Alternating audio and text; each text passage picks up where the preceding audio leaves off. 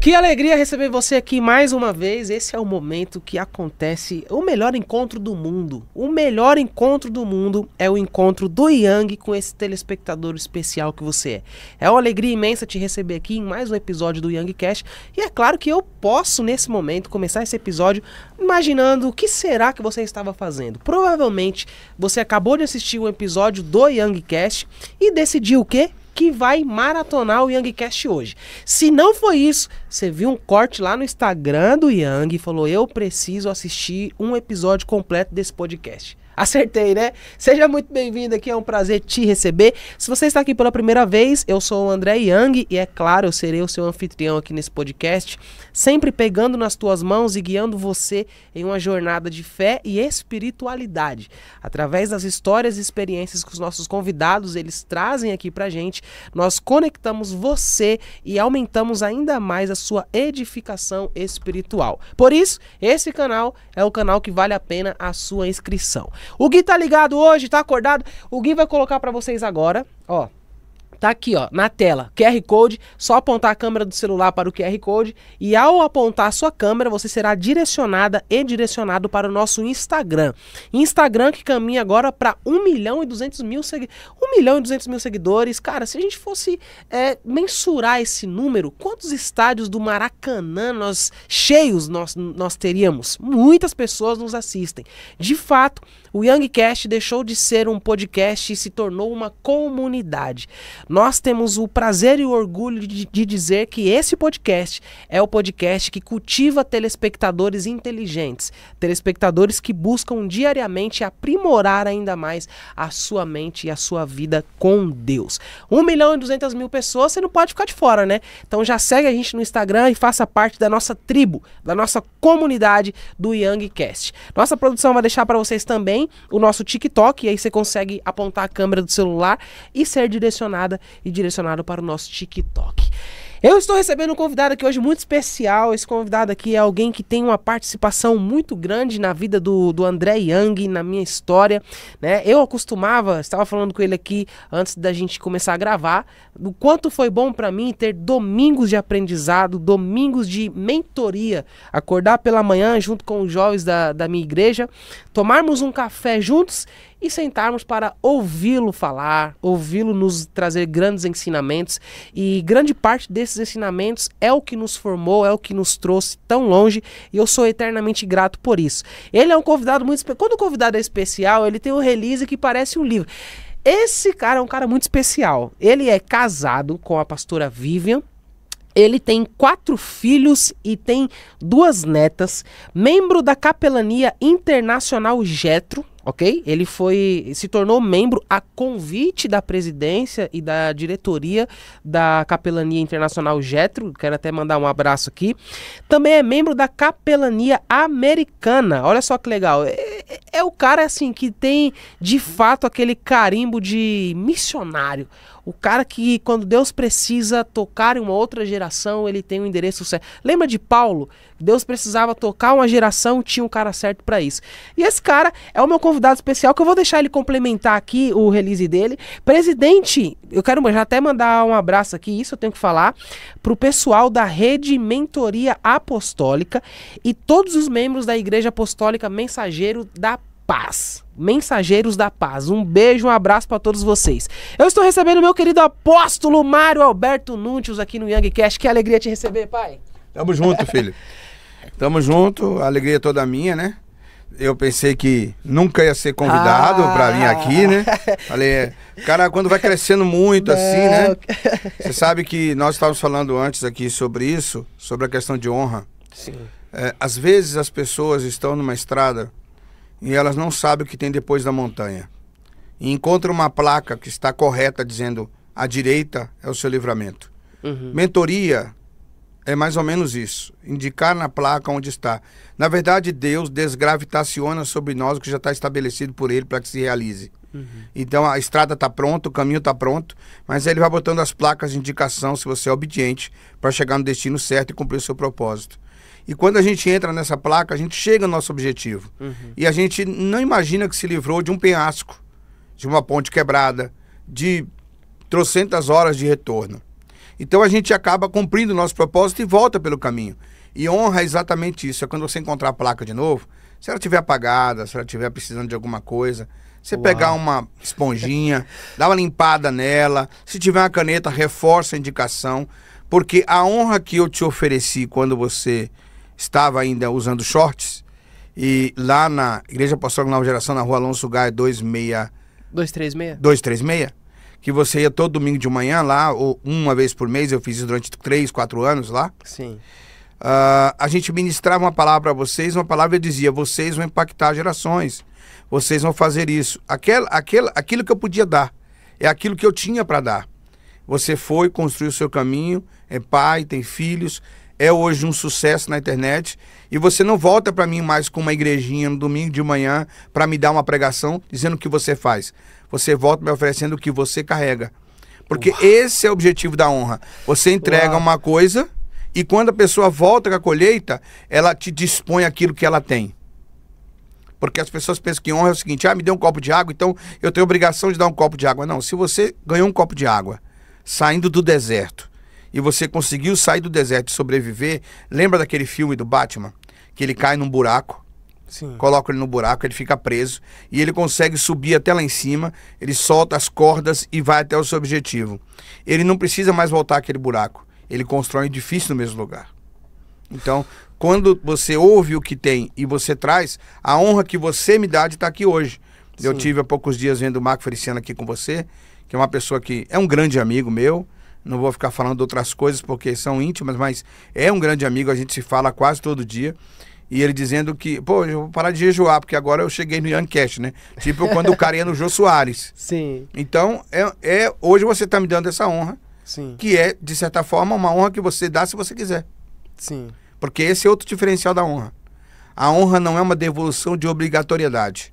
A honra é a satisfação de devolver aquilo que você carrega por alguém que te deu alguma coisa para chegar onde você chegou. Esse ponto aí que você tocou, apóstolo, já é um ápice que eu quero já, inclusive, introduzir sobre esse assunto da questão da gratidão. Porque hoje a gente percebe que as pessoas, elas perdem, de fato, a gratidão, de ser grata. Pessoas que elas estavam à beira da morte e por um pequeno copo d'água que você ofereceu para essa pessoa, ela revitalizou, ela encontrou forças, teve energias e continuou o seu caminho.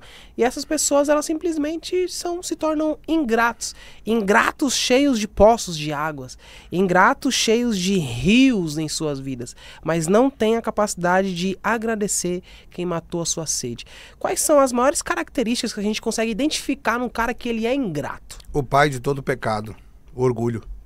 Orgulho. Orgulho. Orgulho é a mãe e o pai de todo pecado. O orgulho e a inveja são os dois irmãos que andam juntos, que destrói a construção de um grande líder. Satanás, Lúcifer, era o maior ídolo que podia uma raça imaginar, um anjo ver nos céus. Sim. Ele servia ao lado de Deus, mas ele teve orgulho por ser o que era e inveja porque quis colocar um trono acima do trono de Deus. Ele nem quis estar do lado, ele falou, vou botar acima porque eu sou melhor. Sabe aquela história do pai que cria os filhos na roça? Né? O pai vai trabalhar, descasca a mandioca o dia inteiro, volta de noite para casa, traz uma carne de sol, farinha, feijão, os filhos crescem. Aí o dono da fazenda vizinha coloca uma escolinha na cidade, ali na fazenda. Sim. Aí o André foi para a escolinha, estudou.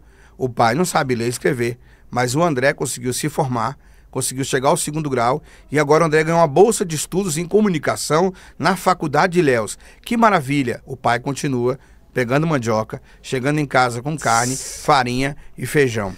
Aí o André chega um dia em casa para comer com a esposa e os filhos, com o cabelo assim todo bem arrumadinho, todo engomado, e o pai continua com as mãos sujas, do mesmo jeito, na mesma mesa. E o André fala, o senhor não sabe nada, o senhor não vale nada, o senhor podia ter sido outra coisa, olha o que o senhor fez. Aí você esquece que você só teve condição de chegar onde chegou, porque tinha a mandioca, a fazenda, a carne. Então, a ingratidão, eu costumo dizer que é como um punhal enferrujado que corta o coração de dentro para fora.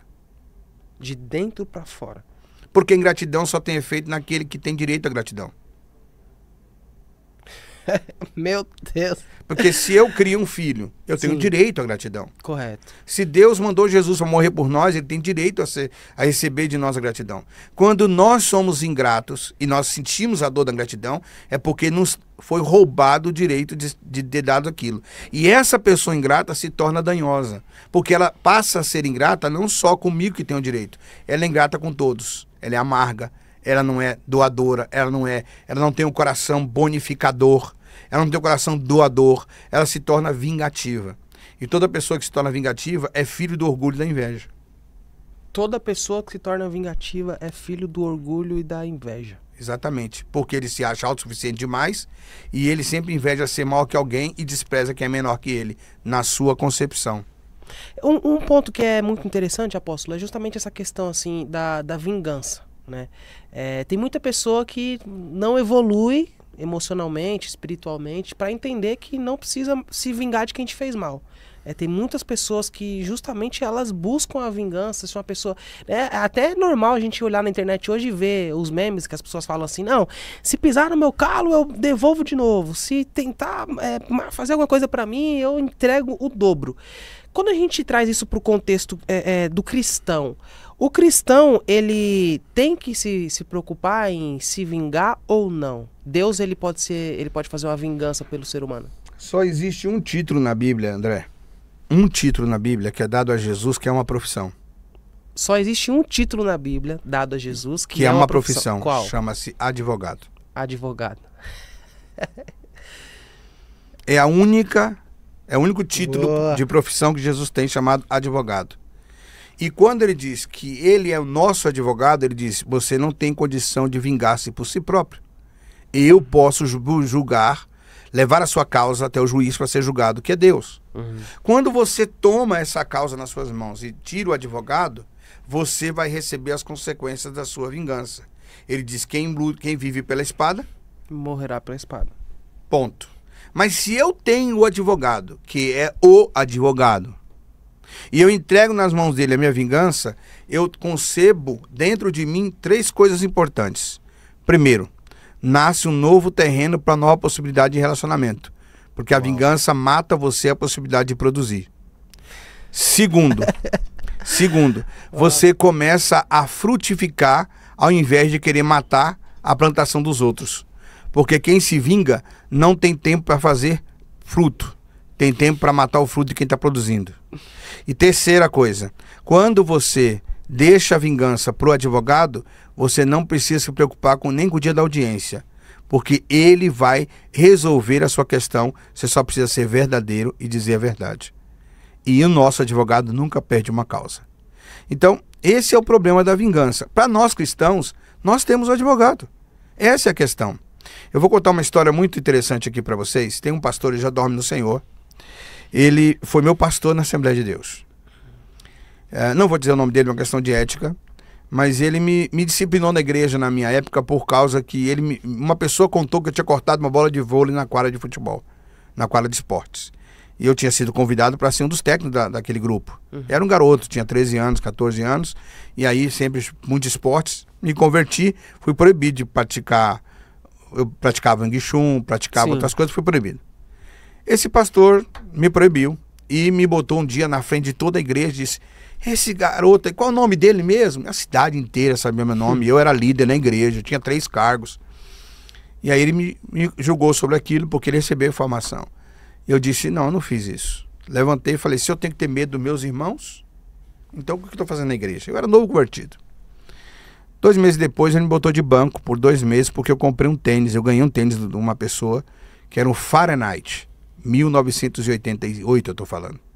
Era um tênis que era todo branco, tinha 2 listras azuis e uma estrelinha. Uhum. Ele me botou de banco 2 meses lá de fora da igreja, assistindo o culto de oração da grade para fora, não podia entrar. E meus amigos passavam, falavam um monte de coisa para mim. E essa palavra do advogado não saía da minha cabeça. Eu tinha lido isso no livro do Caio Fábio. Eu falei: eu não vou me vingar. Passou um tempo, eu encontrei aquele homem numa situação vexatória. Em uma situação de pecado, de extrema vergonha. Eu poderia ter feito com ele o que eu quisesse naquele momento. O irmão dele queria bater nele, a mulher dele queria chamar os membros da igreja, da diretoria, para contar. Nós pegamos tudo na situação X. Eu disse, vocês não vão fazer nada. Ninguém vai envergonhar ele. Ninguém vai escandalizar a igreja. Nós vamos abafar isso aqui, vamos resolver. Liguei para o pastor presidente, eu era um dos poucos na cidade que tinha telefone. O pastor presidente chegou no outro dia, quando o pastor levou ele para um outro lugar, ele foi disciplinado, passou o tempo dele, foi restaurado. 25 anos depois, esse pastor entra na igreja que eu sou pastor. Aqui em São Paulo. É o vídeo mais assistido do meu canal do YouTube, por incrível que pareça. E pregou uma das mensagens mais lindas que eu já vi. E ele disse no púlpito, eu estou aqui hoje porque alguém um dia teve misericórdia de mim. Eu acho que a maior vingança de Jesus é dar a outra face. Dar outra face não é a capacidade de você virar o rosto para alguém bater e fazer papel de idiota. Dar outra face é dizer, você bateu na minha? Trata com Deus para bater na outra. Que eu vou caminhar adiante. É isso. Esse ponto de misericórdia aí me lembrou de uma frase. Só entende de misericórdia quem um dia precisou dela. Isso, nós íamos conversando no carro, eu e o pastor Ivan, que está aqui hoje, sobre isso. Tem pessoas que estão na igreja e elas eram prostitutas, ladrão, eram tudo que você pode imaginar. Aí a gente trata, limpa, cuida. Quando tem outro na igreja que cometeu um erro, por menor que seja, essa pessoa quer matar a outra. Eu digo, vem cá, mas que evangelho você é? Que tipo de Cristo você serve? Porque tem uma outra coisa também interessante na vingança que a gente acabou falando, que está ali, parede com perdão. Quando você deixa a vingança de lado, para que o senhor advogado julgue a sua causa, você libera o seu coração para não viver carregado. É como o perdão. O perdão não liberta quem é perdoado. O perdão liberta quem perdoou. Porque na hora da ira, todo mundo pode ofender. Todo mundo pode falar bobagem. Mas se você liberar o perdão, é você que é limpo, não é o outro. O perdão de Deus não purifica quem está do lado, purifica quem recebeu. Apóstolo, agora tem um ponto aqui que é também tanto quanto polêmico, né? Muitas vezes a gente percebe que o cristão, cara, ele é o mais fofoqueiro que tem, é o crente. Às vezes na rua, assim, você olha o cara que é o ímpio, né? Aí, acho que até faz sentido aquela questão de, às vezes, o ímpio ele é mais prudente que os filhos da luz. Às vezes um ímpio é o cara que entra... Jesus, né? Jesus Cristo. Ele entra na casa dele, ele vai pro trabalho, do trabalho para casa, você não vem falando na vida de ninguém. Agora, por que o crente parece que já nasce com essa tendência, cara, a fofocar, a cuidar tanto da vida dos outros? Por que temos tantos fofoqueiros hoje dentro das nossas igrejas? Culpa da religiosidade. A religiosidade é uma mordaça que é colocada nos olhos e na boca das pessoas para andar como jumento, não para andar como águia. As pessoas são doutrinadas a entrar numa igreja onde todo mundo tem que saber de todo mundo para saber se está seguindo as regras da igreja. Não há liberdade de Deus na vida das pessoas. Há muito mais escravatura do que liberdade. Por exemplo, você pega hoje algumas igrejas que estão crescendo muito. Eu vou citar o nome de uma pessoa, não sei se pode, o David Leonardo. Eu não sou um cara que para sentar e ouvir ele pregar. Mas também depois de 36 para 37 anos como líder de igreja. Se eu precisar ouvir a mensagem do David Leonardo para me motivar, eu preciso me converter. Porque ele é um pregador para quem está se convertendo. E no que ele faz, ele é excelente, ele é fantástico e tem que ser admirado. Sim. Por que eu vou criticá-lo? Porque eu não sou capaz de fazer o que ele faz? Eu não consigo sentar numa cadeirinha com luzes e falar sempre frases bonitas e não ter uma retórica ruim, porque eu não consigo para academia malhar meu abdômen. Eu tenho que ter orgulho que ele faça isso. Ele não tem igreja. As pessoas vão para algum lugar. E aí, quando chegam nessas igrejas, as pessoas saem de um Jesus que pega o cara na beira do rio e diz para ele, deixa esses peixes aí que eu vou te fazer pescador de almas, e começa a andar com os fariseus e os hipócritas. Não, você pode até ser pescador de almas, mas tem que pagar aqui, tem que comprar aqui no templo a ovelha, tem o murinho da lamentação, tem o sacrifício, tem que ver se a burca está certa, se a calça não está fora do lugar. Então, as regras para manter-se no ambiente social se tornou mais forte do que a verdadeira explicação da libertação da fé. Esse é o problema dessas questões fofoqueiras. A igreja religiosa treina mais as pessoas para cuidar da vida dos outros do que, de fato, para cuidar da sua própria vida. Sim, e o quão se torna prejudicial para o corpo justamente essas intriguinhas que tem dentro da igreja por conta de fofocas? A Bíblia diz em Provérbios que há 6 coisas que Deus abomina. E uma só que ele... 6 coisas que ele aborrece e uma coisa que ele abomina. Certo. O que ele abomina é o semeador de contenda entre irmãos. É o fofoqueiro. Na nossa igreja, o estatuto só tem uma causa de exclusão definitiva. Quando uma pessoa é pegada em fofoca 3 vezes. Se for provado que ela é um mentiroso, ela é excluída da igreja, convidada a se retirar. Sim. É a única cláusula do nosso estatuto. Qualquer outro pecado pode ser tratado. O fofoqueiro, ele tem que perder um pedaço da língua. Como eu sou muçulmano, não posso cortar a língua dele, que me perdoa os muçulmanos. Então, essa é a verdade. As pessoas vêm no método religioso, aonde elas são treinadas para ver a vida um do outro. Infelizmente, esse é um ato religioso, mas também um ato cultural. O povo hoje vive do que se vende no TikTok, do que se vende no Instagram. Você vê pastores extraordinários, bem-sucedidos, pastores muito bons, morrendo, suicidando-se. Por quê? Porque estão vivendo de imagem. O cara sempre acha que ele vive o sonho dos outros na sua realidade. O meu, por exemplo, eu tenho um podcast. Ele nunca será do tamanho do Yang, porque esse não é o meu trabalho. Eu tenho um podcast para que alguns filhos espirituais despertem e assumam o podcast. Não é para que eu seja um podcast. Esse não é o meu trabalho, esse trabalho é seu. Agora, dar aula na universidade, eu não sei se você um dia vai dar. Isso tem que ver se é o seu trabalho. Exato. Eu hoje só, universidade, dou em 3. Sim. Então, assim, é uma coisa que as pessoas têm que entender o seu papel. Tem muita gente na igreja vivendo o sonho no sonho dos outros. Então o cara acha que a melhor igreja é a igreja do cara que tem 5.000 membros. E a que ele tem de 50, ele despreza para seguir o que o outro faz. E não é assim que funciona. Pastor não é pastor de terreno, de quantidade de terra. Pastor não é pastor de rebanho de gado. Pastor é rebanho de ovelhas. E ovelha dá no seu tempo, na sua estação, tem que ser podada, tem que ser limpa e tratada. Não tem que ser moldada para ficar dentro de um lugar dando leite amarrada, comendo um tipo de ração, que é puramente religião. Agora, um dos projetos que é bem interessante que o apóstolo Mário Alberto ele tem é justamente a mentoria apostólica. A mentoria apostólica é um projeto que é uma mentoria não só para membros de igreja, mas para líderes, para pastores, para lideranças, principalmente. E apóstolo, você como cara que fala com lideranças, né, que direciona pastores, dá mentoria para pastores, como que você enxerga, por exemplo, hoje, algo que a gente vê muito frequentemente no século atual, nas igrejas, que é, por exemplo, o cara chegar na igreja num dia e pouco tempo depois esse cara já virou o apóstolo. Tipo assim, ele pulou a escada, começou como membro, e do nada esse cara já é o apóstolo, e na maioria das vezes você não sabe nem quem foi que ungiu esse cara. Como que você enxerga isso? Qual a importância que você prega do processo de construção dos cargos eclesiásticos até na mentoria? Bom, primeiro eu vou precisar de 2 minutos para falar sobre isso. Vontade. 10 anos eu preguei contra o apostólico. Eu não aceitava nem que falasse sobre isso nas minhas aulas.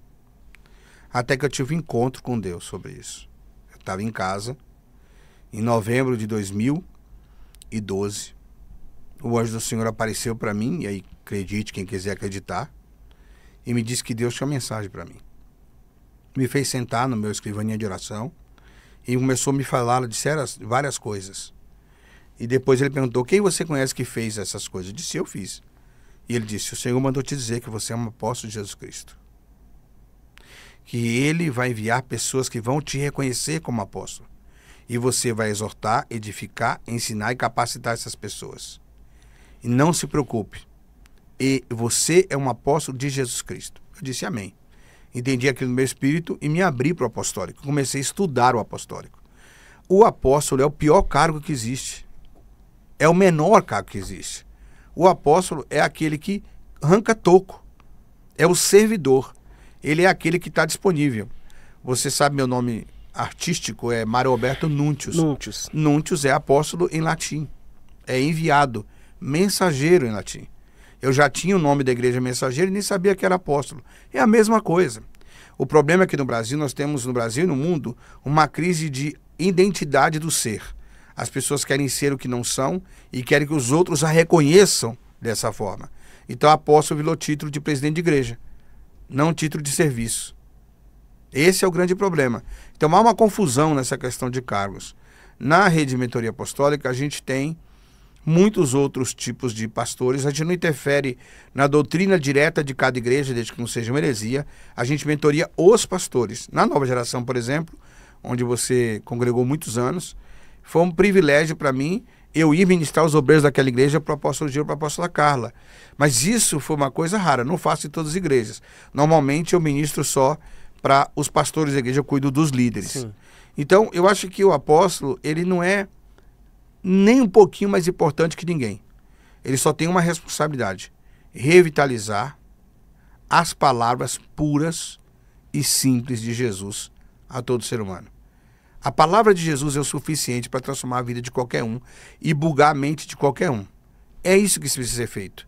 Não é apóstolo para dar doutrina à igreja, no sentido de que roupa vai usar, que roupa não vai usar, se usa tatuagem, se não usa tatuagem, se corta o cabelo, se não corta o cabelo, nada disso. Apóstolo é para pregar aquilo que Jesus pregou. Só isso, mais nada. Revitalizar os fundamentos da fé. Agora vamos de mais uma polêmica. A mulher pode ser pastora? A mulher pode ser o que ela quiser na igreja. A Bíblia não proíbe mulher ser nada. No Velho Testamento, na cultura judaica, havia muitas restrições. No Novo Testamento, a primeira apóstola da Bíblia foi a que recebeu a primeira missão de Jesus ressuscitado.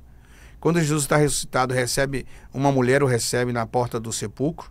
A Maria o vê e ele diz: vai e diz aos meus filhos que eu estou indo. Aquela foi a primeira missão, a primeira mensageira, a primeira apóstola.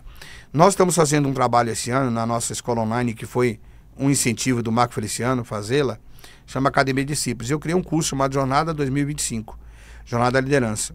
Nesse curso eu falo durante todo o ano sobre as características das escolhas de Jesus sobre os discípulos e as pessoas que o cercavam, que fizeram com que o evangelho chegasse até onde chegou hoje, que é a mensagem de coaching mais poderosa de todos os tempos, porque ninguém nunca conseguiu apagar nem a sua memória, nem o que ele disse, porque ele escolheu essa forma. Então estamos estudando isso minuciosamente.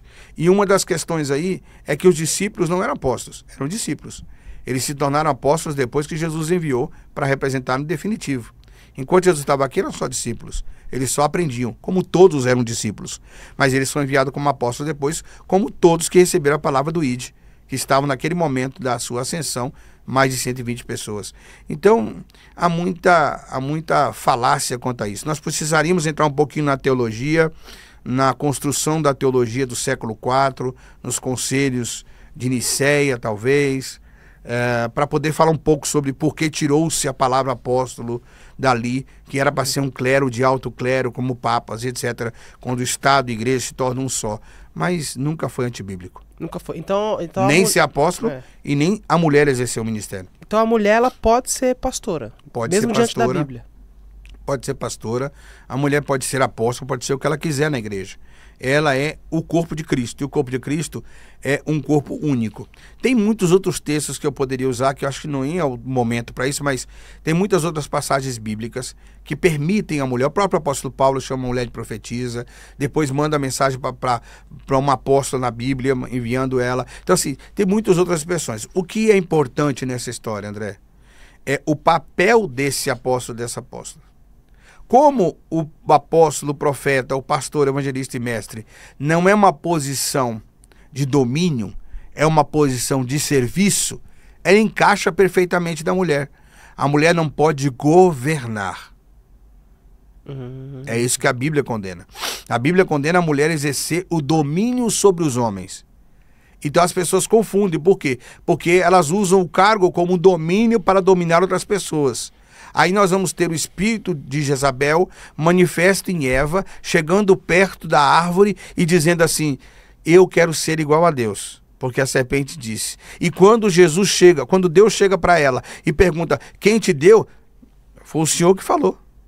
Foi o Senhor que disse. Foi a serpente que o Senhor pôs no deserto. A culpa é sua, não é minha. A culpa foi do Senhor. Se o Senhor tivesse posto a serpente, não teria problema. Então, a mulher não é feita para esse confronto. O homem é feito para esse confronto. A estrutura do homem bíblica é de um homem ser o governo. Ah, mas existem mulheres que o homem não tem o chamado igual a mulher. Ele é o suporte, não tem problema algum. Mas ela não pode ser domínio sobre ele. Tem uma pregadora que eu gosto muito, a Camila. Acho que é Camila alguma coisa, não sei o sobrenome dela. Muito famosa. E ela fala muito sobre o marido dela. E você não vê o marido dela em lugar nenhum. Mas ela respeita. Tem uma cantora evangélica que eu sou fã. Se tem alguma que eu levantaria uma bandeirinha de de fã assim na rua e me emocionaria de vê-la de novo, porque eu conheci muito nova, é a Fernanda Brum. E ela não vive passando por cima do marido dela. Então, é o papel que os cargos na igreja dão. Tem gente que é na igreja alguma coisa porque Deus o chamou para ser. Mas tem gente que fracassou em tudo na vida, chega na igreja, é o único lugar que ela pode cantar, é o único lugar que ela pode mandar, é o único lugar que ela pode ser alguma coisa. E ela não precisa estudar para isso. Ela não precisa aprender para isso, ela não precisa orar para isso, ela só precisa ser alguém que saiba manipular o seu caminho para chegar até lá. Ela só precisa ser religiosa. A maioria dos cargos que nós vemos hoje nas igrejas são frutos de religião, não fruto de vocação de Deus, de chamado. Ou o próprio fruto do servir, né, também. Religião. Se eu chego em todos os cursos no horário, se eu ajudo a limpar a igreja, se eu faço isso, o pastor olha para mim com bons olhos, vai me promover. Então, isso não pode acontecer. Porque senão, a mulher adivinha que gritava para Paulo, homem de Deus, homem de Deus, homem de Deus, devia ser apóstolo no lugar de Paulo, não Paulo no lugar dela. Sim. Agora, por exemplo, o apóstolo, você conversa diretamente com muitos pastores, muitos líderes, é professor de teologia, inclusive, e já está nessa estrada há um bom tempo. Existe alguma diferença, mudou alguma coisa, né, na relação de você ensinar a teologia antigamente, comparado com os dias atuais? Mesmo o ensino sendo o mesmo, você identifica algum tipo de mudança? Mudou muita coisa, por quê? Porque a ciência se multiplicou. E quando a ciência se multiplica a comunicação, se modifica a comunicação. Por exemplo, há 32 anos atrás, a primeira aula que eu dei de teologia, mais ou menos, acho que foi 32 anos atrás. 32 anos, eu não era nem nascido. Então, foi a primeira vez que eu fui dar uma aula, eu dei uma aula sobre eclesiologia. Na igreja onde... Isso, no núcleo de teologia da Assembleia de Deus da Missão em Pau Brasil, na Bahia, onde eu congregava. Eu tinha terminado o seminário presbiteriano de extensão e fui fazer dar essa aula na minha igreja, a primeira oportunidade que o pastor me deu. Eles não queriam saber na eclesiologia quais eram os títulos que Deus tinha dado. Por exemplo, existem dons ministeriais que Jesus deu. Existem dons que o Espírito Santo deu. Existem dons que Deus deu. Então, essa é uma profundidade, uma revelação que dá certo na comunicação de hoje. Naquela comunicação, as pessoas queriam somente conhecer Jesus. Era uma coisa diferente.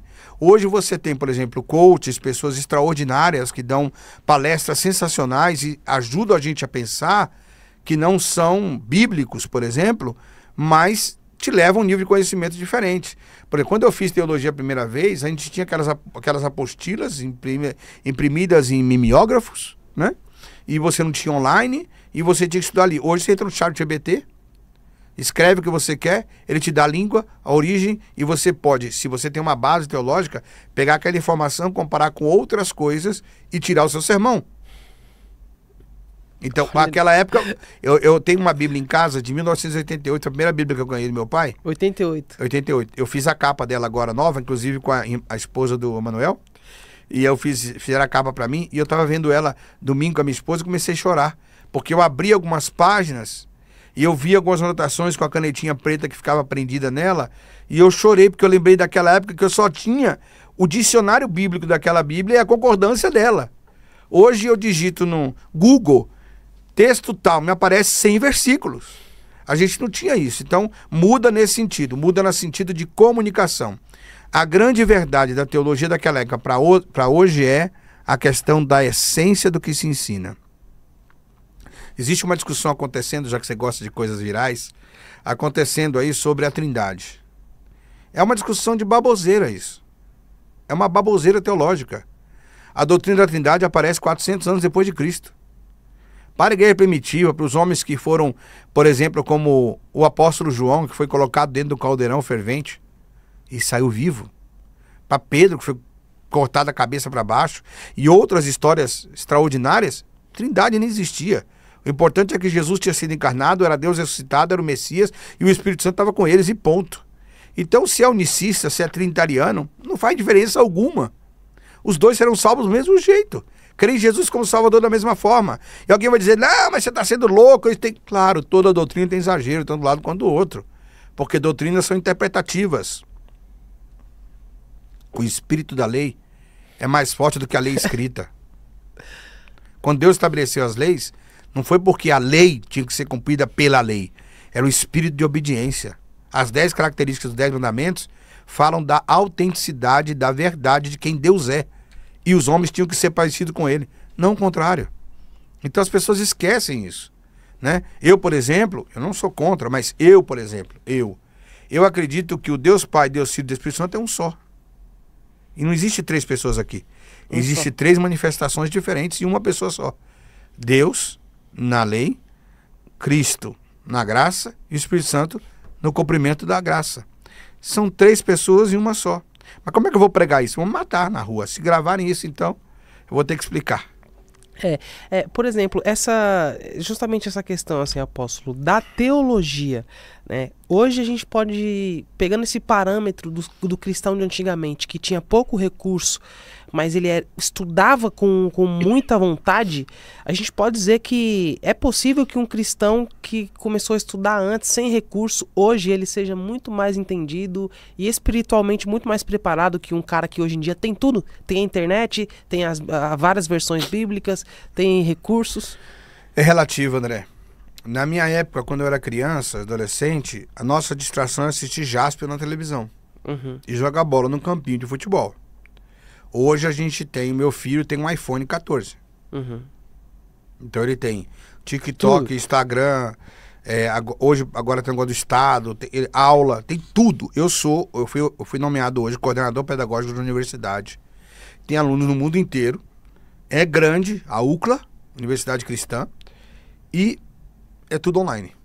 Então, é muito relativo. Se você parar para ouvir, eu assisti alguns capítulos seus, alguns episódios, muito ricos. Alguns eu achei que falaram muita bobagem, mas outros muito ricos. Então, assim, eu tenho a possibilidade de assistir 20 podcasts por dia se eu quiser num dia. Maratonar, como você fala, certo? O que eu aprendo com 20 horas de aula? Muito mais do que o irmão que viajava numa roça para chegar até a igreja. A diferença naquela época é que a distração era menor. Então o crente fazia uma coisa que hoje ele não faz. Orar. Exatamente. Se você me perguntar, você orou hoje? Orei porque eu me obrigo a fazer isso todo dia quando eu levanto pelo menos 1 hora antes de sair do meu quarto. É o meu devocional. Mas é uma coisa que eu me obrigo a fazer. E o dia que eu não faço, parece que eu não comi. Mas quem consegue fazer isso hoje? Um executivo de uma empresa? Ele ora no caminho, no carro, se ele lembrar que tem que desligar o celular. Então, hoje existe uma conexão espiritual muito mais cheia de ruídos, muito mais poluída do que naquela época. Porque naquela época a pessoa buscava muito mais a Deus, até porque não tinha resposta em lugar nenhum. Aí o nível de revelação era maior, o nível de visão era maior, o nível de interpretação de um texto pequeno era muito maior. Por quê? Porque o cara vivia em função de ter aquela possibilidade. O pastor era uma única autoridade intelectual, às vezes, numa cidade. O pastor, o padre e o professor. Hoje você tem muita coisa para poder ouvir. Então, eu acredito que a teologia melhorou, modernizou e avacalhou ao mesmo tempo.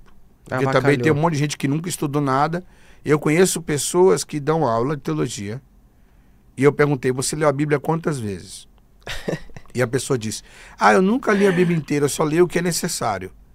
Quantos livros você leu, por exemplo, Tertuliano? Você leu Flávio José, que é mais famoso? Champlin, que morreu há poucos dias no interior de São Paulo. Cara, quem é Champlin? Quem é Tertuliano? Você leu da história da igreja alguma coisa de Calvino? Tulipe, pelo menos.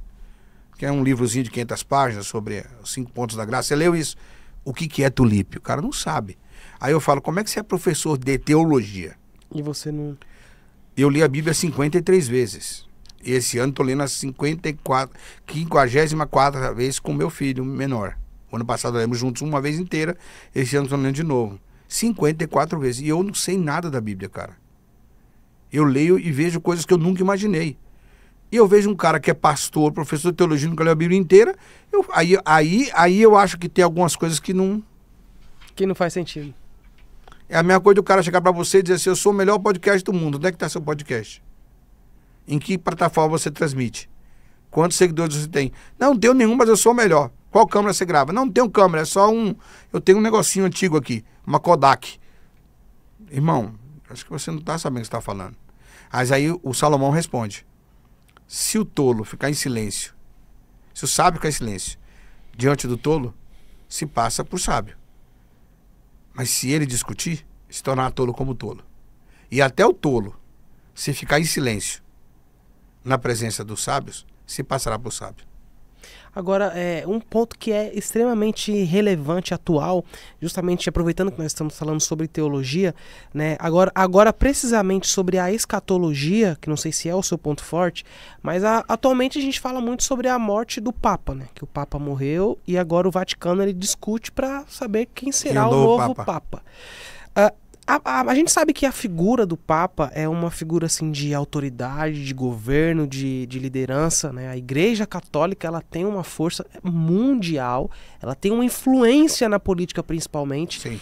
E quando a gente fala sobre a morte do Papa e a gente traz o anticristo chegando, nós poderíamos ter algum parâmetro? É possível mensurar em que fase, em que etapa nós podemos estar do arrebatamento com essa nova transição que vai acontecer? Respondendo a sua pergunta sobre arrebatamento, eu acho que a gente está muito próximo. Mas a nossa proximidade é muito diferente da temporal de Deus, né? Porque para Deus 1000 anos é como? Um dia. Então, ele fala, daqui a 1000 anos eu volto lá na Terra. Eu estou pensando que ele está chegando, ele está demorando 1000 anos para chegar. Não sabe. Eu já vi muitas histórias sobre isso. Não do Papa especificamente, mas de todo o contexto da escatologia. Não é uma área que eu gosto de dar aula, porque ela é uma área interpretativa. Ela não é exata. Porém, eu acredito, Mário Alberto Pessoa, como estudioso, acredito que os sinais da manifestação do anticristo são muito reais. A reconstrução do templo de Salomão em Jerusalém, que já está quase todo pronto, né? É um fator importante. As vacas que nasceram sem mancha, com aquela cor específica, é outro sinal importante. Você tem, por exemplo, a ideia da Terceira Guerra formando uma moeda comum mundial, é uma coisa importante. Então, tudo culmina para que isso aconteça mais rápido. E tendo em vista que de 1940 até hoje, o mundo cresceu 1000 vezes mais. Absurdamente. Então, a pressa nessa evolução é muito grande. O que eu acho importante nisso tudo, André, para os escatologistas de plantão, esteja pronto para a vinda de Jesus. Se ele vier agora, nesse exato momento, seja que você entenda pré-milenismo, amilenismo, pós-milenismo, pré-tribulacionista, seja como for, eu sou pré-tribulacionista, mas cada um tem a sua vertente. Se ele vier agora buscar a chamada igreja que está o esperando, você vai ouvi-lo pelo menos? Essa é a pergunta. A pergunta não é se o anticristo virá, ele virá. Às vezes a gente discute muita baboseira, no bom sentido, achando que a nossa possibilidade de saber a cronologia dos fatos nos dará mais tempo para viver como queremos viver, dissolutamente, sem comprometimento com a volta dele. Essa é a questão. A grande questão da curiosidade escatológica nas igrejas não é o fato do cara realmente saber, estudar a cronologia de quando Jesus vai voltar. É o fato de o cara querer entender cronologicamente para viver dissolutamente a sua própria vida e a sua existência, sabendo que ele tem mais um tempo para poder se arrepender e se converter àquele momento. Tem muito cristão assim, cara. Tem muito cristão assim. Então, o que eu digo sempre, que te importa se o anticristo se manifesta amanhã ou depois de amanhã? Que te importa se o Papa vai ser o sacerdote que vai declarar esse anticristo, porque o sacerdote não pode ser anticristo. O anticristo tem que ser um homem de governo, não um homem de sacerdócio. Então, o que te importa isso? Se você sair na rua hoje, onde nós estamos em Alphaville, e o carro que você está andando bater em outro, ou um assaltante vir roubar a sua bolsa e te der um tiro e você morrer, Jesus veio para você. Estava pronto? Esse é o fato que a gente tem que pensar. Esse é o fato que eu e você temos que estar pronto. Jesus vem agora. Estou pronto. Então a urgência da volta de Jesus não é o entendimento cronológico da escatologia. É o entendimento da urgência do fim da vida, da nossa finitude. Essa é a verdade. Meu Deus. Então é justamente você estar pronto, viver uma vida de preparo diário. É isso. É isso. Cara, esse ponto aí é o ponto que hoje tá muito em alta por conta da morte do Papa. E eu vi, inclusive, um vídeo. Cara, o pastor falava mais ou menos sobre o Papa, um antigo Papa que morreu e o corpo dele Papa ainda Francisco. é mantido intacto, né? Com a possibilidade de haver ali uma reencarnação e direcionar para um novo líder mundial, né? Entrar alguém ali dentro daquele corpo. Mas diziam isso também do Bento, do antes dele, depois diziam do antigo Papa João Paulo II. Dizem isso de todos os papas. O que me importa se aquela múmia vai ressuscitar e vai declarar que o cara da França, o outro, vai ser o anticristo, se vai nascer um cara lá em Iapoé e vai ser o anticristo, não importa. Me importa que se Jesus voltar agora, eu estou pronto. Eu posso não estar pronto para pegar minha esposa me traindo. Eu posso não estar pronto para a morte de um filho. Eu posso não estar pronto para enfrentar uma cirurgia. Eu posso não estar pronto para ter que mudar de casa. Eu posso não estar pronto para uma enchente. Eu posso não estar pronto para receber uma injustiça ministerial. Mas eu tenho que estar pronto para a volta de Jesus. Uau! Ó, agora uma pergunta da audiência aqui, polêmica. A tatuagem, na sua visão e diante a Bíblia. Hoje a gente vê que muitos cristãos hoje fazem tatuagem, normalmente algo que antes era completamente proibido, e hoje tem muitos cristãos que fazem até tatuagem de cruz, falando sobre Cristo, etc. Quero saber agora de ti, na sua visão, é errado, é pecado um cristão ele fazer tatuagem? A gente pode sair para a tangente? Obrigado a responder. Eu não sou contra a tatuagem. Não é contra a tatuagem? Não sou contra a tatuagem. Eu não posso ser contra nada que a Bíblia não é contra. A Bíblia não é contra a tatuagem. A Bíblia não diz lugar nenhum, não pode ter tatuagem. Ah, mas é uma linguagem de comunicação. Tem lá um texto em Levítico, se não me engano, que fala que não pode ter marcas no corpo. Porque aquelas marcas significavam quando você era escravo de algum povo ou você dependia de alguém. E quando você fazia homenagem para alguém, você estava escravizando aquela pessoa. É diferente, é um contexto cultural diferente. Eu não sou contra a pessoa fazer uma tatuagem, seja um instrumento, seja uma mensagem que ela quer passar. A minha pergunta é, para que está fazendo? A minha questão com essa tatuagem é a motivação. Uhum. Né? Eu não sou contra um casal, por exemplo, que é marido e mulher, e no melhor hotel ou motel de São Paulo passar uma noite de amor. Não tem problema nenhum nisso. Se a motivação for passar com a sua mulher, sim, uma noite de amor, é a sua esposa. Agora, se você vai lá para conhecer como é o lugar e os apetrechos que ele tem, então a sua ideia não é passar noite de amor com a sua mulher. A sua ideia é viver um tempo de luxúria, experimentar o que o mundo experimenta, para ver se apimenta ao que está sem tempero. A tatuagem é a mesma coisa. Se eu preciso de uma tatuagem para que alguém me identifique como alguma coisa, é porque eu não estou sendo o que eu devo ser. E aí eu acho que quem é o que é, não precisa tatuar. Simples. Simples assim. Agora, esse ponto aí, eu vou voltar nesse ponto. Que aí, a questão do motel, né?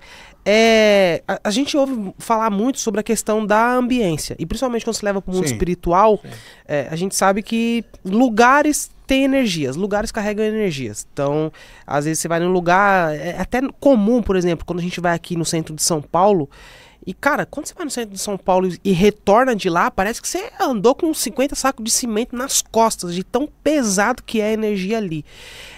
Até nesse contexto espiritual, você acha que não tem problema, por exemplo, um casal de cristãos ir para o motel? Eu fui consagrado na magia negra com 7 dias de nascido. Então eu conheço tudo que você imaginar desse negócio. Uhum. E já vi um monte de pastor falando sobre macumba, feitiçaria, mentindo. Porque não sabe nem o que está falando. Então, com certeza, a ambientalização é ruim em qualquer esfera. Porque a ambientalização é a habilitação gerada pela energia das pessoas que a frequentam. Se você for em algumas igrejas evangélicas, que se dizem ser evangélicas, e você tiver o Espírito Santo, você sai lá pior que você entrou. E para tirar aquele encosto demora, porque Deus não está lá. Uau. Aí você me fala, por que não motel e por que hotel? O que é um motel, irmão? Um motel foi criado como um hotel de menos preparo para viajantes comerciantes. Não foi feito para relação de amor. O hotel é feito para amantes. Inverteu-se na história com o tempo, a cultura. Nos Estados Unidos, para quem conhece, eu tenho a oportunidade de conhecer 70% do estado americano. Então lá você tem muitos hotéis que chamam motel. Então a palavra é questão de comunicação. Qualquer lugar que você for frequentar, onde você sabe e tem consciência que ali haviam adúlteros, vamos ser honestos aqui, vamos ser sinceros, vamos ser verdadeiros, sem hipocrisia aqui, sem religião. Um cara que ganha 40 mil por mês, 30, 40 mil por mês, que vai sair com a garota de programa universitário, que deve custar uns 4, 5 pau à noite, ele vai levar ela no motel?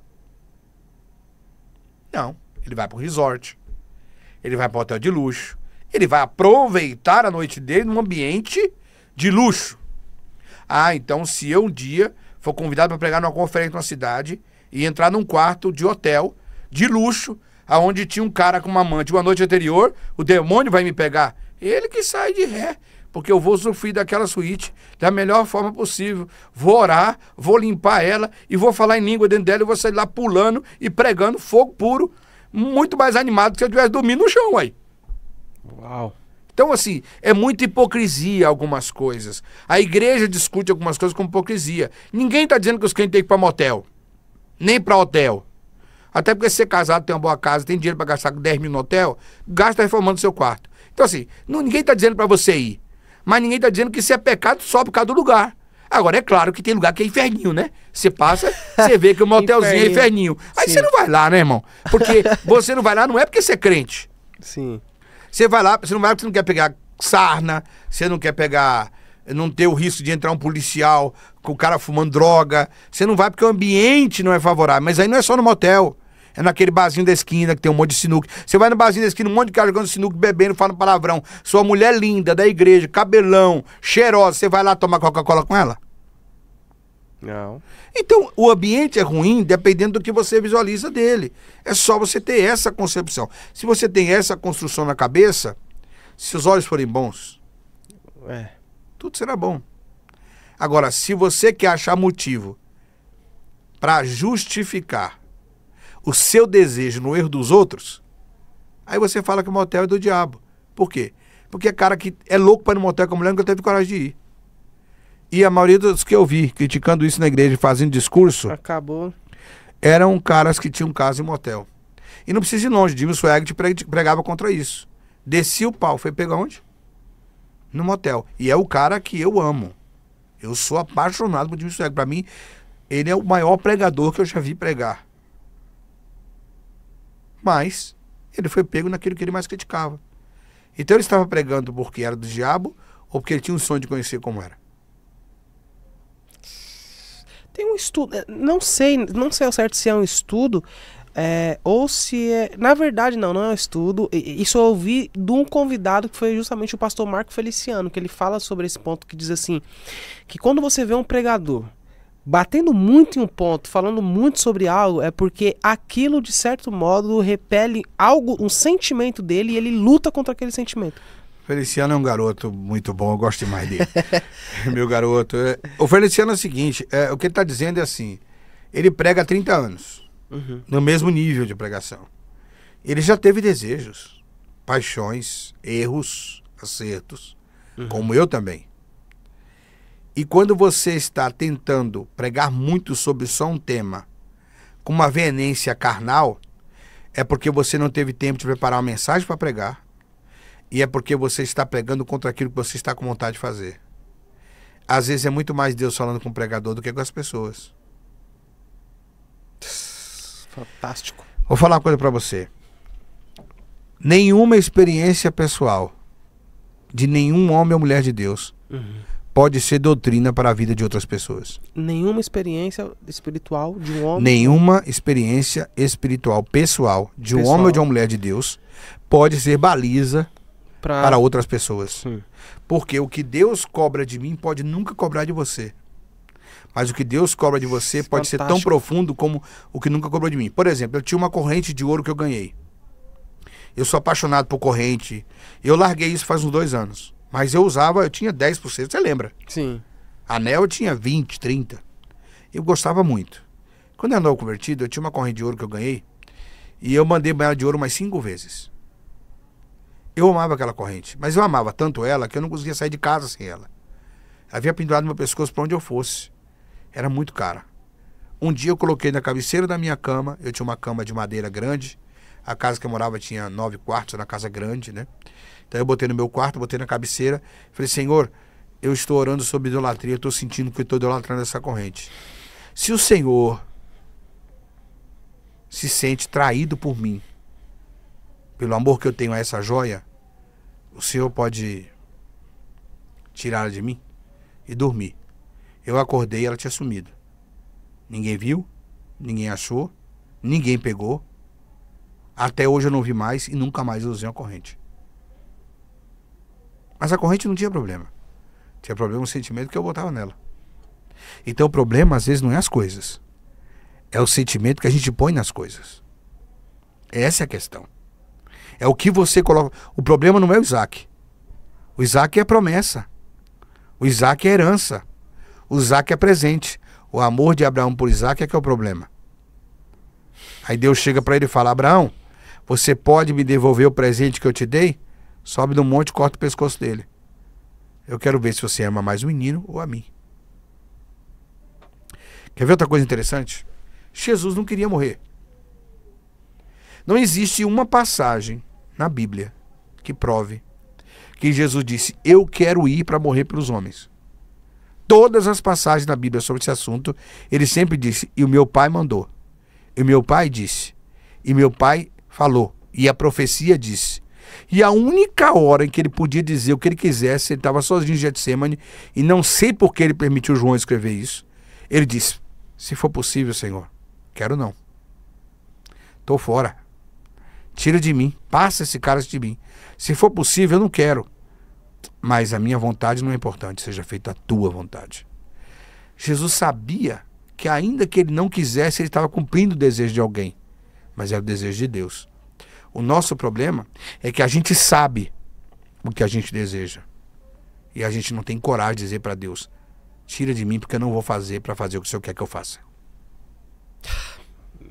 Uau. A gente não tem a aptidão de dizer, Senhor, seja feito a sua vontade. Apóstolo, agora vamos lá. Mais uma polêmica, eu vou soltar aqui.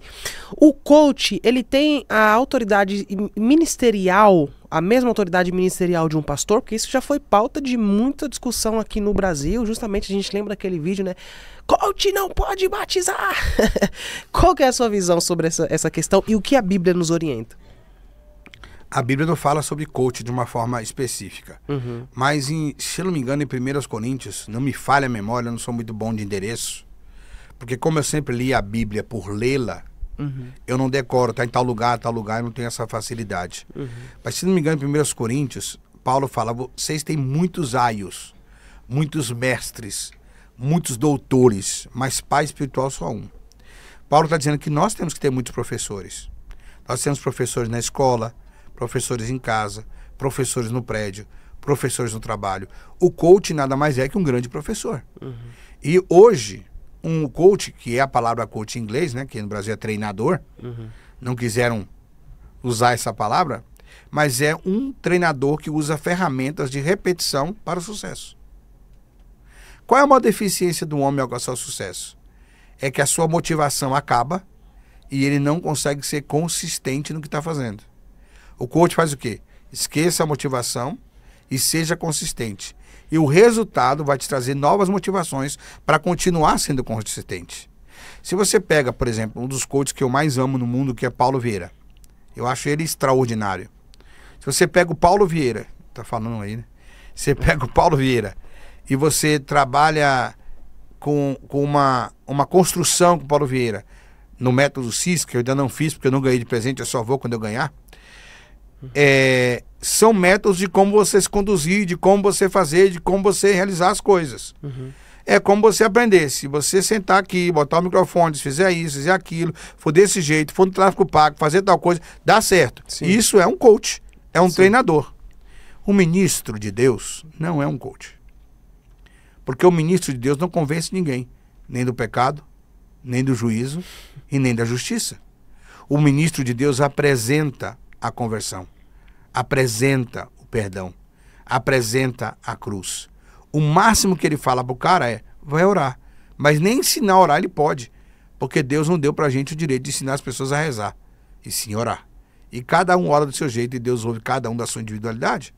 Então o ministério do ministro de Deus é representar a Deus. O coach representa um resultado. Essa é a diferença básica. Todo coach vai para ali representando a si mesmo, apresentando um método pelo resultado. Sim. Então o coach apresenta o resultado. Nós apresentamos não um resultado, apresentamos um Deus. Nós servimos as pessoas para mostrar um Deus. A teologia, por exemplo, podia ser considerada um curso coach, um treinamento. Mas a teologia treina para quê? Se não para conhecer a Deus. Para saber como Deus pensa. Eu sempre digo uma coisa na teologia quando eu vou dar aula. A primeira frase que eu digo em todo seminário que eu vou dar aula. A teologia serve para duas coisas. Primeiro, para você conhecer quem você ama. Se você está estudando teologia, é para saber como Deus pensa, como ele age, como ele responde, como ele cheira, como ele é alto, como ele é baixo, como ele é profundo, como ele faz. Você está conhecendo quem você ama. É um casamento. A teologia é isso. Não é para você ser mais sábio que os outros. É para conhecer a mais aquele que você diz que ama. E a segunda coisa é que quando você conhece aquele que você ama, você descobre quem você realmente é. E quando você descobre quem você realmente é, você para de dar trabalho para você mesmo. Você começa a produzir sem dar trabalho para você. Esse ponto também sobre coach, pastor, a gente sabe que a mentoria, ela é assim, a mentoria nasceu justamente para dar cobertura para muitos pastores, para dar mentorar essas lideranças, guiá-los por um caminho, porque é o que a gente sempre diz aqui, né? Por exemplo, um ditado que é muito utilizado aqui, principalmente em Alphaville, nos eventos, né, onde as pessoas elas vão para mentorias, é que quem compra mentoria compra tempo, porque geralmente o mentor ele é aquele que já trilhou todo um caminho e ele consegue guiar você para que você não precise ter que fazer esse caminho todo, ele consegue agilizar o seu tempo. Só que quando a gente pega esse contexto da mentoria, né, e essa questão de cobertura espiritual para pastor, o pastor, por que o pastor ele precisa de cobertura espiritual? É bíblico a cobertura espiritual para um pastor? É mais uma baboseira do meio gospel. Cobertura espiritual não existe. Não existe? Não existe. Não é bíblico. Não tem fundamento. Cobertura espiritual não existe. Cobertura espiritual não existe, não tem fundamento bíblico. O que é uma cobertura? A cobertura é você colocar alguém debaixo de uma postura, e usando o exemplo do guarda-chuva, que muita gente gosta, Sim. é você colocar alguém debaixo do guarda-chuva, andando e se movendo embaixo daquela proteção. Então alguém acima de você recebe uma revelação e você anda embaixo daquela revelação, subserviendo a um ecossistema onde alguém é uma referência e você tem que seguir os passos daquela pessoa. Aí é onde honra se torna bajulação, é onde a adoração se torna religiosidade, etc. Isso é cobertura espiritual. A Bíblia não fala disso em lugar nenhum. A Bíblia fala de paternidade.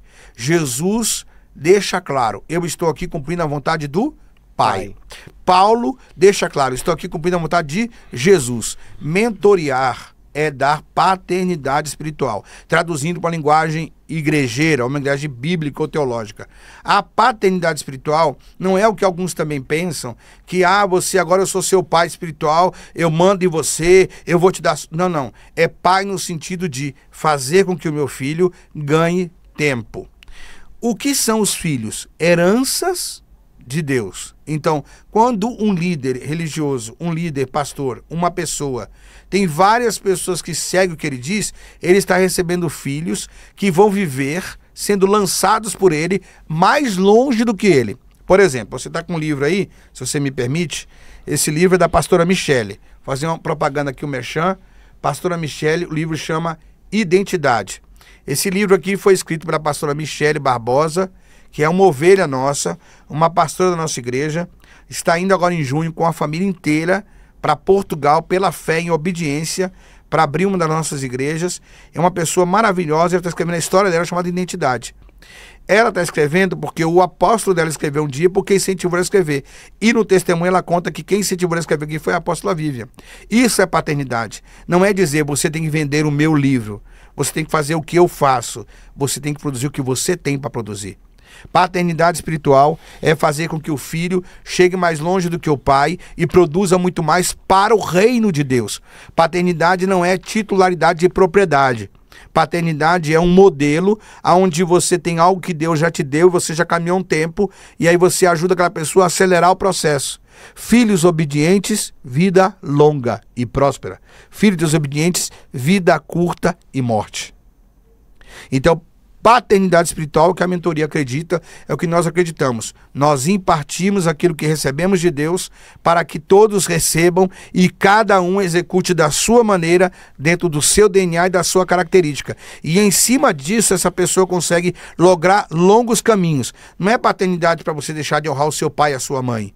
Não é paternidade para você no dia do meu aniversário me dar uma nota de R$100, um pacote de dinheiro ou um carro. Não, você pode me dar como seu pastor, como seu líder, como você quiser, como seu amigo. Mas paternidade é você pegar de mim aquilo que você tem de entendimento para a sua vida e fazer você crescer mais rápido. Por exemplo, você pega um rapaz para trabalhar com você aqui no podcast. Ele nunca trabalhou na vida. Ele começa a trabalhar com você com 13, 14 anos. É mais provável que com 20 anos ele seja maior que você com 35. Porque ele está seguindo os seus passos. Então ele vai fazer o que você faz, encurtando o caminho. Por isso que tem mentoria que custa R$400 mil, R$200 mil, porque você vai ouvir o tempo daquela pessoa e o que ela aprendeu para viver. Tem uma história na Bíblia que eu acho muito interessante, quando Eliseu corre atrás de Elias, e Elias sobe e diz: se você pegar o meu manto, você vai fazer as obras que eu fiz, você vai receber a porção dobrada.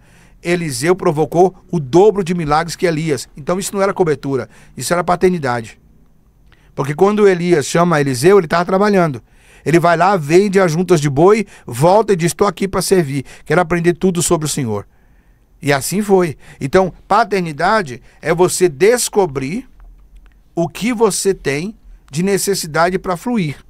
Não você ser contenido numa represa onde a fazenda é de um dono só. O reino não tem dono. Não tem, O reino é de todos. O reino é o reino de Deus. E ele desgravitaciona sobre nós aquilo que já está estabelecido. O que você está fazendo hoje já estava estabelecido no céu para a sua vida.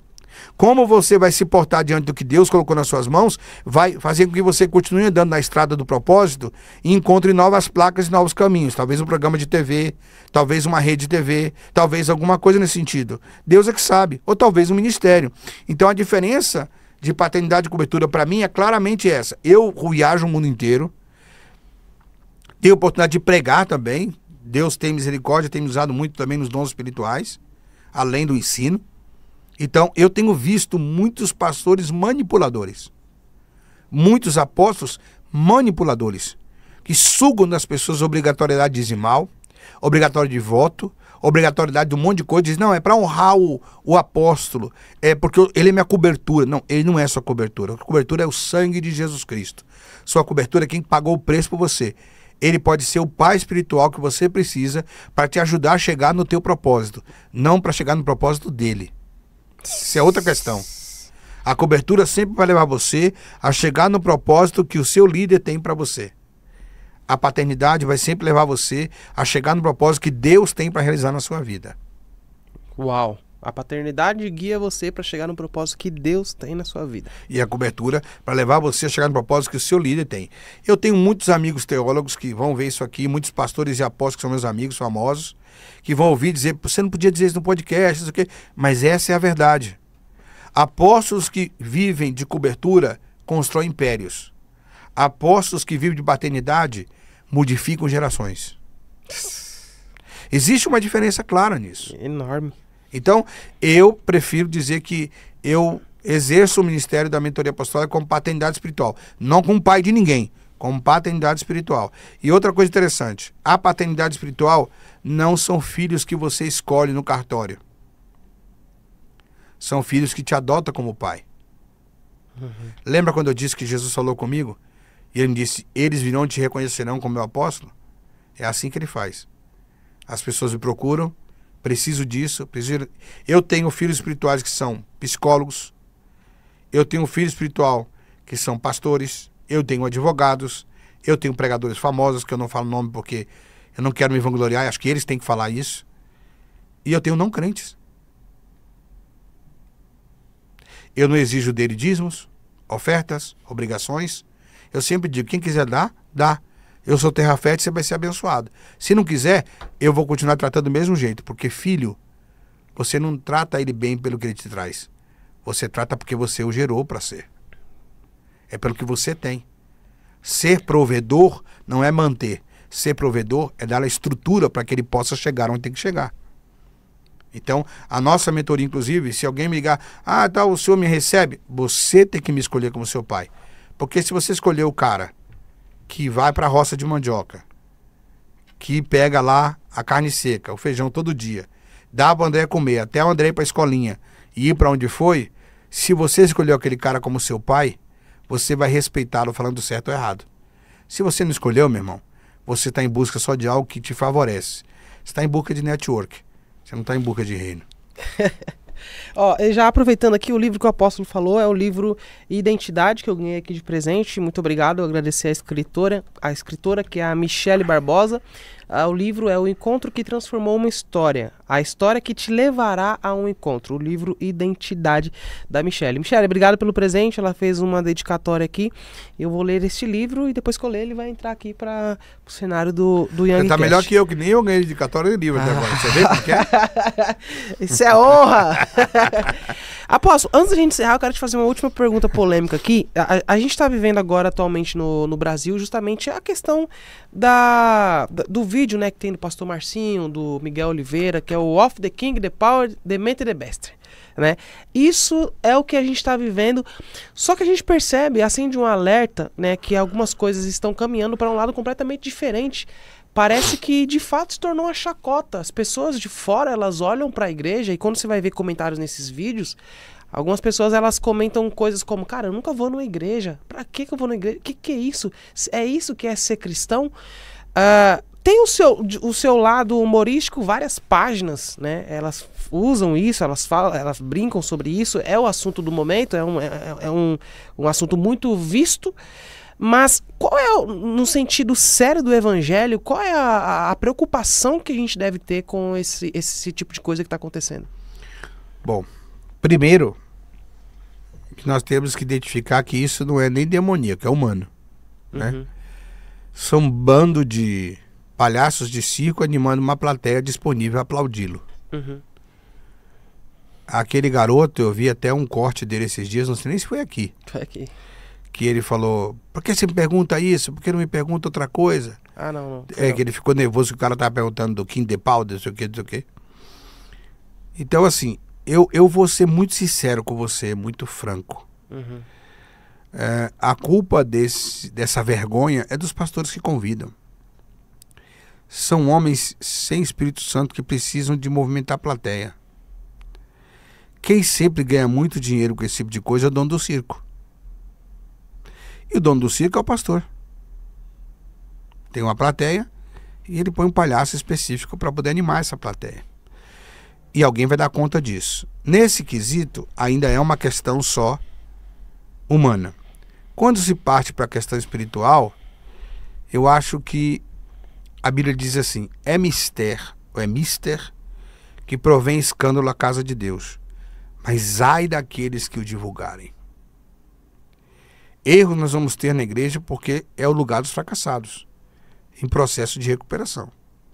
Agora, quando você pega esses erros e fazem dele viral, fazem dele plateia, esse ai vai cair sobre você. Às vezes quem cometeu se arrepende e Deus logo libera. E quem está divulgando vai sofrer consequências. Porque Deus não se deixa escarnecer. Então eu acho que é muita desonra com Deus, é muita falta de pudor, é muita falta de vergonha na cara, sabe? As pessoas terem coragem de subir no púlpito e fazer isso. Como também imitando línguas que parecem língua de anjos. E ao mesmo tempo, vergonha na cara dos pastores. É um negócio... Um pastor que tem coragem de botar uma pessoa daquela num altar e ainda fica atrás rindo, achando legal... Gente, não sei onde vai parar, não. Eu não sei onde vai parar. Eu tenho vergonha disso. O que eu posso dizer quando as pessoas me perguntam, é da sua igreja? Não, não é. Não é. É o que eu posso dizer. Eu não posso nem falar mal para outras pessoas que são crentes, que é feio. Né? Você falar mal de alguém que se diz seu irmão. Se ele está dentro da sua casa, ainda que ele não seja irmão, é como se morasse com você. Então você não pode falar mal, né? Então eu prefiro evitar comentários mais sarcásticos ou mais doutrinários. Não é demoníaco. Ali o demônio olha e fala, não me põe nesse meio, não. Eu tô nem sabendo desse negócio aí. Vocês estão realizando, não me põe nesse meio. Esse é o primeiro ponto. O segundo ponto é que é menino, né? É um garoto. E o pior, o outro pastor que ele copia também, que faz. E o povo gosta, e o povo se alegra com isso, o povo bate palma. Aí ele falou nesse podcast que ele foi nervoso, ele falou uma frase que eu gostei. Ele disse, eu não posso falar inglês, francês? Não posso? Pode. Você pode falar o que você quiser, desde que você não use isso como subterfúgio de língua estranha ou de presença de Deus para lubrificar as pessoas. Quando um pregador fala em línguas no microfone, tem que ser um momento de êxtase dele, onde a igreja recebe essa êxtase, ou então uma fuga mental para chamar a atenção das pessoas para um outro ponto, porque ele não foi capaz de transmitir aquilo que ele tinha que transmitir. Ele está esperando o resultado das pessoas e não o resultado de Deus. Quando o mensageiro vai entregar uma mensagem para as pessoas que elas querem ouvir, eles estão entregando uma mensagem que a igreja encomendou para receber. Quando o mensageiro vai entregar a mensagem que Deus mandou ele entregar, ele não se importa com a reação das pessoas, porque ele está entregando o que o autor da mensagem mandou entregar. Tudo depende de quem você recebe pagamento. Se o teu salário vem da igreja e você só entende que isso é bom, você vai, não dizendo que não pode receber, mas se você vive em função disso, vai querer agradar a igreja. Se você recebe de Deus, então você está mais preocupado em agradá-lo do que qualquer outra coisa. Esse é tem que ter o podcast do apóstolo, tem que ser assim, ó, apóstolo Mário Alberto sem máscaras, na lata, tem que ser na Lata Cast o podcast dele. Esse é o apóstolo Mário... Acho que eu vou montar isso aí, Lata Cast. eu te dou uma mentoria para como você montar e fazer esse negócio viralizar. Apóstolo, eu queria muito te agradecer por esse tempo de entrevista, fica à vontade, deixa agora suas redes sociais, quem quiser te seguir, quem quiser participar da mentoria, vende teu peixe aí. Bom... eu não vendo mais peixe, porque eu fui chamado para pescar homens. Então eu não posso mais vender peixe. Mas eu entendi, eu estou parafraseando, estou brincando com o André aqui. Nossas redes sociais, todas elas são @Mário Alberto Núntios. O nosso amigo Gui, é isso? Isso. Vai colocar aqui, nesse cantinho aqui da tela para você, Mário Alberto Núntios, @. É o Instagram, é o TikTok, é o YouTube, é o Facebook, todos é a mesma coisa. Lá você encontra tudo sobre a Academia Discípulos, que é o nosso curso que a gente dá online. Você vai encontrar também sobre a UCLA, Universidade Cristã. Nós hoje fomos presenteados, no dia dessa gravação, eu estava vindo para cá antes de receber oficialmente a publicação da nosso título, né? Coordenador Pedagógico da Universidade UCLA, Universidade Cristã. Estamos aí promovendo muitas coisas interessantes. Quem sabe você vai participar. Não sei se vai dar para colocar o ícone aqui em cima, o QR Code, mas vai ter um QR Code aqui também. Deixa eu ver, deve ser desse lado aqui. O QR Code para você acessar lá tudo sobre a universidade. Você quer aprender teologia, muitos outros cursos. O André vai lá também, um curso de podcast. A gente vai conversar com ele depois. E vai ser um prazer ter você com a gente. Eu queria dizer para você que é pastor, que é líder, não se amargure ao ponto de se enclausurar na sua igreja. Não se amargure ao ponto de enclausurar na sua própria razão. Todos nós cometemos erros e acertos. Todos nós precisamos de paternidade, todos nós precisamos de amigos, todos nós precisamos de irmãos. Então, se você tiver necessidade de conselhos, orientação, se quiser discutir ideias, procura a gente. @Mário Alberto Núntios, entra lá no Instagram principalmente, manda no direct, que a gente vai ter o maior prazer em conversar com você. Quero mandar um abraço especial às minhas irmãs que estão nos Estados Unidos, que Deus los bendiga muitíssimo. Aí eu sei que estão todos ouvindo o podcast, pero não posso ouvir em espanhol porque estamos falando em português, pero de qualquer maneira, graças por meus filhos espirituais que estão em Florida, que estão em Tennessee, que estão também em Orlando, em la Florida, e que estão em outros estados americanos, North Carolina, etc. Deus los bendiga a vocês e graças por tuas orações e por tua audiência. Deus abençoe vocês dos Estados Unidos que assistem Youngcast. Eu tenho várias igrejas que eu preguei aí. O pessoal fala, eu assisto Youngcast. E eu dizia para vocês, um dia eu vou lá. Não sei quando, um dia eu vou lá O André me conhece e eu conheço ele. Não vou falar, ele vai ter que falar. O apóstolo é um grande amigo, o apóstolo foi um grande mentor, né? Um dos meus primeiros mentores que eu tive. Mandar um abraço também aqui pro apóstolo Givanildo e a apóstola Carla, né? Que são os meus tios, são as pessoas que tiveram uma participação fundamental na minha vida, né? Eu falo que houve uma lacuna na minha vida e essa lacuna ela é definida em um antes e depois. Eu tinha de tudo para dar errado, eu tinha de tudo para não estar aqui e hoje eu vejo quão eu poderia ser um desperdício. Mas Jesus me encontrou através dos meus tios, através do apóstolo, pessoas que me orientaram, que me ensinaram, me educaram espiritualmente e hoje a gente consegue alcançar o Brasil e o mundo, milhões de pessoas são alcançadas. Então essa é a importância aí de você ser grato e você ter também paternidade, pessoas que te direcionem. Por isso um abraço aqui para minha tia Carla e meu tio Gil, já deve estar assistindo, né? Tô mandando mensagem aqui, estão acompanhando. Deus abençoe. Ó, eu vou fazer o seguinte, eu vou deixar aqui na descrição o link. Com o link você consegue acessar todas as informações do apóstolo Mário Alberto. Tá bem aqui na descrição. Vai na descrição aqui, já clica nos links, acessa as redes sociais do apóstolo Mário Alberto, acompanha os projetos dele que você vai ser abençoado. Ó, seguinte, eu já estou com um novo convidado que está com uma história incrível e eu estou nesse momento com esse convidado te esperando. Eu te recebo na próxima entrevista dentro de 5 segundos, a minha produção vai deixar para vocês aqui a entrevista. Só você clicar aqui e assiste esse episódio que eu já estou pronto para te receber lá em 3, 2, 1 segundo. Só clicar aqui.